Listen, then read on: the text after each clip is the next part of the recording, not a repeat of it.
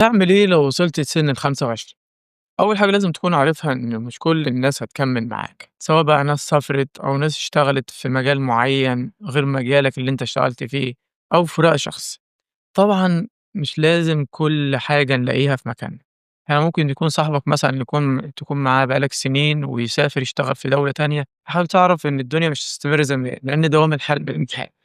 ممكن صاحبك اللي تكون معتمد عليه بقى لك فترة كبيرة يسافر، أنت تعرف تكمّل طريقك لوحدك، أو حد تكون مثلًا متعلّق بيه جامد، يحصل بينكم فراق، زعل أو خصومة أو وفاة لا قدّر الله، فتعرف تكمّل الطريق لوحدك، أو يشتغل في مكان تاني بعيد عنك ما تعرفش تتواصل معاه، فأنت لازم تعرف إن مش كل الناس هتكمّل معاك، الفلوس مش كل حاجة بس مهم، بمعنى إن في حاجات كتير أهم من الفلوس، بس الفلوس ضرورية جدًا علشان تستمر في الحياة، زي ما ربنا قال: "المال والبنون زينة الحياة الدنيا." أنت هنا لازم تعرف إزاي تدير أموالك. تتعلم إدارة الأموال، يعني مثلًا ممكن تحوّش مبلغ كل فترة تقبض فيها تحوّش مبلغ على جنب علشان الظروف الطارئة، أو ممكن كمان تستثمر جزء من فلوسك يدخّل لك ربح طول ما أنت شغال، وحاول على قد ما تقدر إن أنت تقلل الديون اللي ممكن تكون عبء عليك في إن أنت تكمّل في مشروع معيّن أو تستثمر في مشروع معيّن، وتعرّضك لمواقف بايخة كتير في حياتك. بعد كده صحتك هي رأس مالك. طبعًا لو اتكلمنا عن الصحة هنا، فإحنا بنتكلم مثلًا عن رياضة معيّنة، وإزاي تحافظ على جسمك من خلال الرياضة دي، مثلًا gym أو كورة أو أي رياضة أنت بتحبها.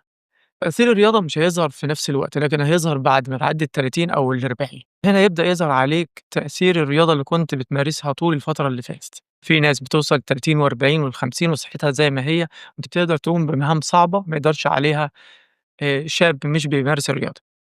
فأنت هنا لازم تهتم بالصحة، ولازم تستثمر جزء من فلوسك برضه في الرياضة. التعلم المستمر، يعني إحنا مش بنوقّف تعلُّم عند فترة معيّنة في حياتنا بعد ما نخلّص كُلّية، لأ، التعلم المستمر إن أنت تفضل تتعلم لغاية ما توصل لمرحلة من النضج تقدر من خلالها تتكيّف مع البيئة والتغيرات اللي بتحصل حواليك. ممكن تاخد كورس، ممكن تتعلم لغة جديدة، ممكن تقرأ كُتب تعلّمك كتير عن الحياة. بعد كده ما تقارنش نفسك بحد، بمعنى إيه بقى؟ طبعًا من كتر اللي بنشوفه على السوشيال ميديا والناس الأغنيا أو الناس اللي معاها فلوس بتستعرض، أنت ما تعرفش أساس الحاجات دي إيه، يعني ممكن يكون مثلًا الحاجات دي ما تكونش بتاعته بس بيستعرض بيها، أو مثلًا ييجي في دماغك إن أنت لازم توصل للlevel ده أو المستوى ده من المعيشة، فتُحبط وما تستمرش. هنا بقى حاول ما تقارنش نفسك بحد وتستمر في طريقك، لإنك لو بصيت حواليك وقارنت نفسك بناس كتير مش هتكمّل.